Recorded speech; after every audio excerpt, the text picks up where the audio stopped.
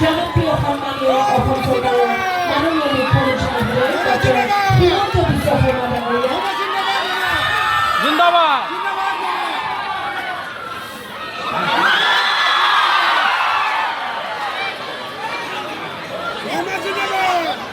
ৰাজ্য চৰকাৰে বাজেটৰ পৰা প্ৰতি বছৰে আপোনালোকক 2 কোটি টকাকৈ আগবঢ়াব।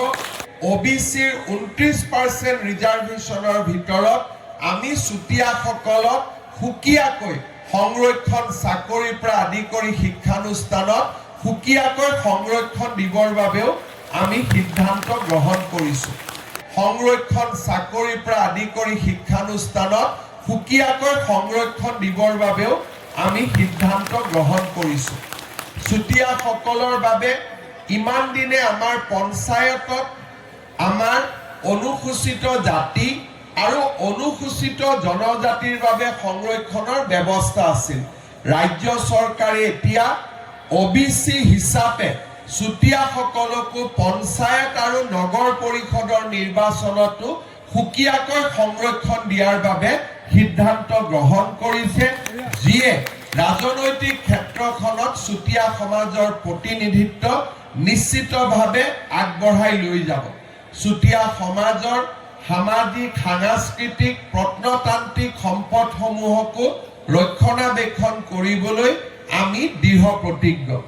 আমি সদায় অনুভৱ কৰোঁ যে যেতিয়া বগীবিল দলঙৰ নিৰ্মাণ হৈছিল সেই সময়ত বগীবিল দলঙক সতী সাধনীৰ নামত দিয়াৰ বাবে আমাৰ দাবী আছিল, যিকোনো কাৰণতে সেই সময়ত ৰাজ্য চৰকাৰে সেই দাবীক মানি ল'ব নোৱাৰিলে বা যিকোনো কাৰণতে সেই নামাকৰণ সম্ভৱ নহ'ল।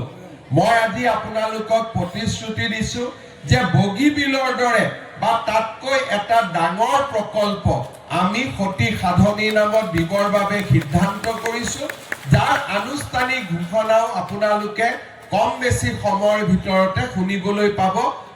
কাৰিকৰী কাৰণত সেই বিষয়ে মই আজি উল্লেখ কৰিব খোজা নাই, কিন্তু আপোনালোকে খুব কম সময়তে সেই বিষয়ে আপোনালোকে খবৰ লাভ কৰিব। আজিৰ সভাতে মই আপোনালোকক প্ৰতিশ্ৰুতি দিব বিচাৰিছোঁ। চুতীয়া জাতিৰ আটাইকেইটা সংগঠনৰ লগত আমি একেলগে কাম কৰিম, নিৰবিচ্ছিন্নভাৱে কাম কৰিম। অসমৰ আটাইতকৈ প্ৰাচীন জনগোষ্ঠী হিচাপে অসমীয়া জাতিৰ ওপৰত অসমৰ ওপৰত চুতীয়া সমাজৰ এক বিশেষ অধিকাৰ আছে আৰু তাক আমি স্বীকাৰ কৰোঁ আৰু আমি বিশ্বাস কৰোঁ যে আমি বা অসমীয়া জাতিয়ে চুতীয়াসকলৰ বৰঙণিক যিমান স্বীকৃতি দিব লাগিছিল সিমান স্বীকৃতি দিয়াত কৰবাত নহয় কৰবাত পিছ পৰি আছিলে, যাৰ কাৰণে চুতীয়া সমাজৰ মাজত কৰবাত অসন্তুষ্টিৰো সৃষ্টি হৈছিল।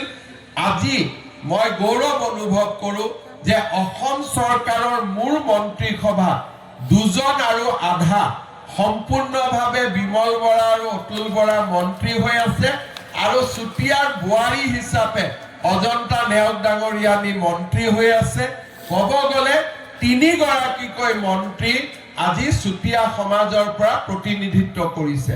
অনাগত দিনত ৰাজনৈতিক সামাজিক শৈক্ষিক সকলো দিশতে আমি চুতীয়া সমাজক আগবঢ়াই লৈ যাবলৈ চেষ্টা কৰিম। চুতীয়া সমাজৰ বুলি নহয়, এজন বিশিষ্ট শিক্ষাবিদ হিচাপে যোৰহাটৰ JB বিশ্ববিদ্যালয়তো আমি ডক্টৰ জ্যোতিপ্ৰসাদ শইকীয়াক উপাচাৰ্য হিচাপে নিযুক্তি দিবলৈ সক্ষম হৈছোঁ। ডক্টৰ শইকীয়াৰ নেতৃত্বতে সতী সাধনী বিশ্ববিদ্যালয়ৰ কামো আৰম্ভ হৈছিল। মই চুতীয়া সমাজক আশ্বাস দিব খোজো যে আপোনালোকৰ ৰাজনৈতিক সামাজিক শৈক্ষিক সাংস্কৃতিক অধিকাৰ সুনিশ্চিত কৰিবলৈ মই আপোনালোকৰ লগত একেলগে কাম কৰিম। আমি একেলগে সকলোৱে আমাৰ অসমৰ প্ৰাচীন জাতিটোৰ নৱজাগৰণৰ যাত্ৰাত আপোনালোকৰ সহযাত্ৰী হিচাপে কাম কৰিম। চুতীয়া উন্নয়ন পৰিষদকো শক্তিশালী কৰাৰ বাবে ৰাইজৰ দাবী আছে। এই গোটেইবোৰৰ ক্ষেত্ৰত আমাৰ চৰকাৰে ইতিবাচক দৃষ্টিভংগীৰে কাম কৰিব। চুতীয়া সমাজৰ বৈভৱশালী সংস্কৃতি আৰু বৈভৱশালী পৰম্পৰাক আমি একেলগে আগুৱাই লৈ যাম তাক মই পুনৰ এবাৰ আপোনালোকক প্ৰতিশ্ৰুতি দিছো আমি খুব কম সময়ৰ ভিতৰতে চুতীয়া জাতিয়ে যাতে জনজাতিৰ মৰ্যাদা পাব পাৰে চৰকাৰী চাকৰিৰ বিশেষ সংৰক্ষণ পাব পাৰে এই সকলো ক্ষেত্ৰতে মই আপোনালোকৰ লগত একেলগে কাম কৰি আমি লক্ষ্যত উপনীত হ'বৰ বাবে চেষ্টা কৰিম পুনৰ এবাৰ আজিৰ এই সাংস্কৃতিক সমাৰোহখনি সুন্দৰভাৱে অনুষ্ঠিত কৰাৰ কাৰণে আমাৰ সদৌ চুতীয়া জাতীয় সন্মিলন অসম চুতীয়া উন্নয়ন পৰিষদক মই ধন্যবাদ আৰু কৃতজ্ঞতা জনাইছো মই আশা কৰোঁ অলপ আগতে মই ৰণুৱা নৃত্য দেখিলোঁ চুতীয়া জাতিৰ এটা ঐতিহ্যমণ্ডিত সংস্কৃতি আছে মই আশা কৰিম যে এই সাংস্কৃতিক সমাৰোহখন